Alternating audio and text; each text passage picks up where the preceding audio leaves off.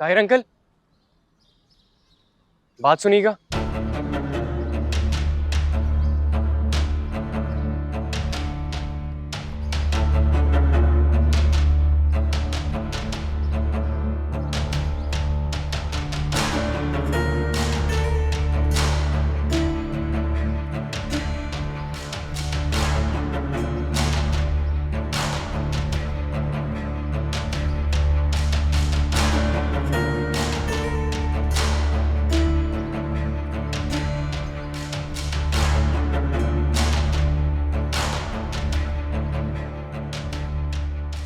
काश वो रुक जाते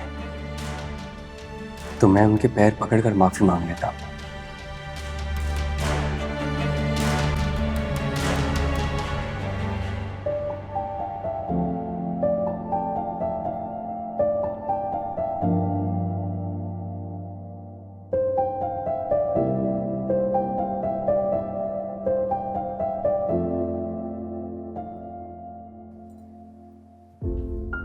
अरे बेटा हूर, ये काम छोड़ दो, मैं कर लूंगी ना।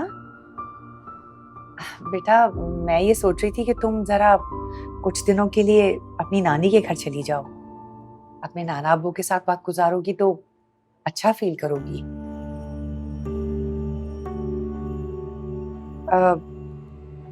बेटा तुम दोबारा अपने इंस्टीट्यूट में एडमिशन क्यों नहीं ले लेती हो? तुम्हारे नाना अब्बू कहते हैं कि लड़कियों का मजबूत होना बहुत जरूरी है और वो ठीक भी कहते हैं।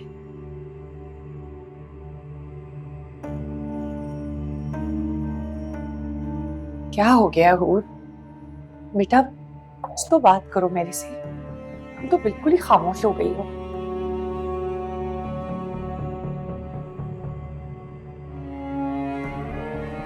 कुछ तो बोलो मेरी जान।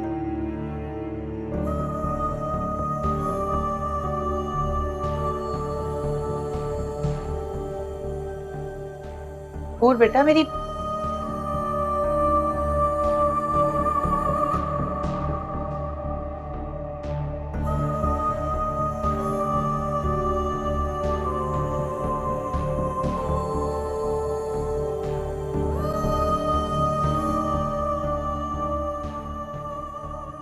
लाते क्या हुआ मेरी बच्ची को? मेरे घर में अब इसके लिए कोई जगह नहीं है।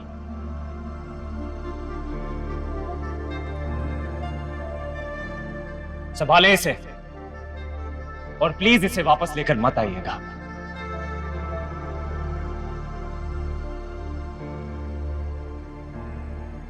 तैमूर, तैमूर, बैठो।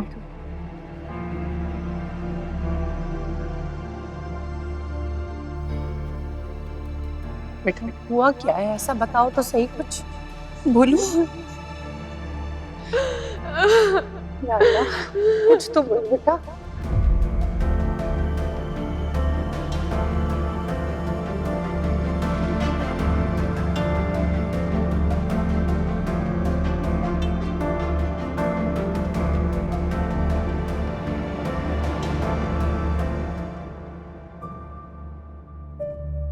तैमूर,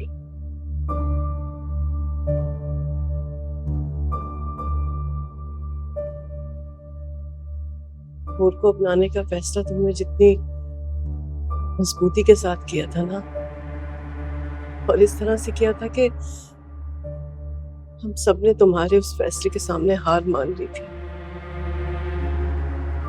अगर उसे छोड़ने का फैसला उतनी ही मजबूती से करोगे ना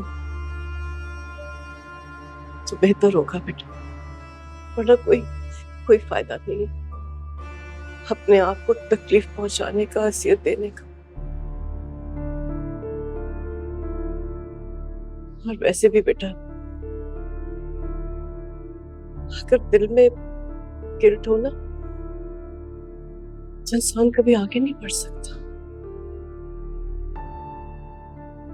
मजबूत कर चुका हूं मैं।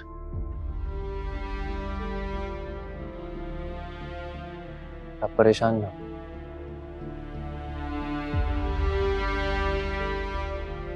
इस मामले को सोच समझ के एक तरफ करूंगा।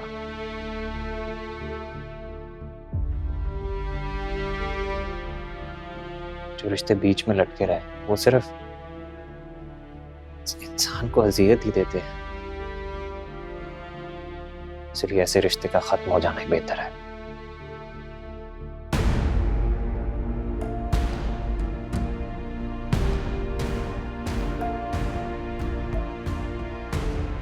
हॉस्पिटल जा रहा हूँ, आने में थोड़ी देर हो जाएगी।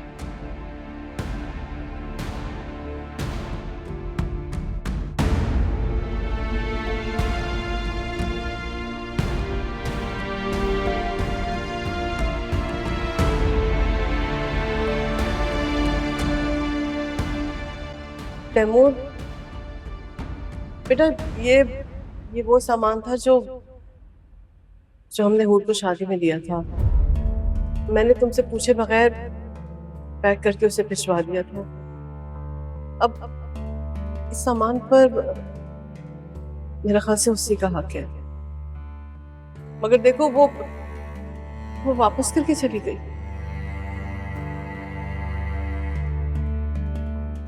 कैसे गुजरेगी आगे की सारी जिंदगी?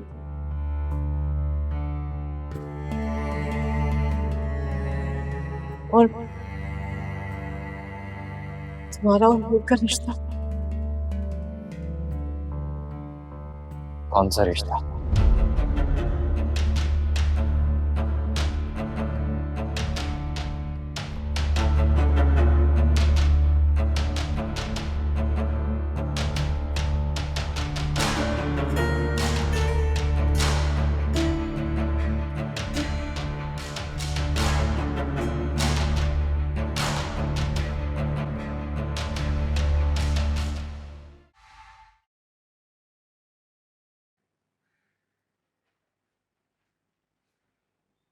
सुबह शाहिदा आई थी।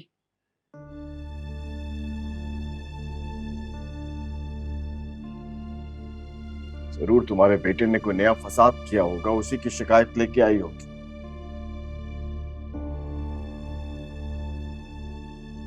बता रही थी कि तैमूर और तैमूर के घर वाले इस्लामाबाद शिफ्ट हो रहे हैं।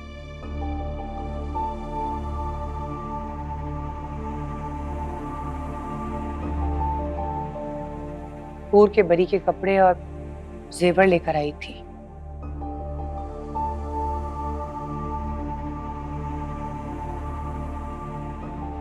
हूर ने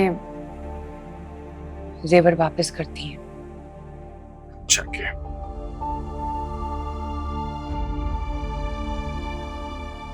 गैरत का यही तकाजा। जब कोई ताल्लुक नहीं रखना तो मेरी बेटी उनके जेवरात और उनके तहाइफ की भूखी नहीं है।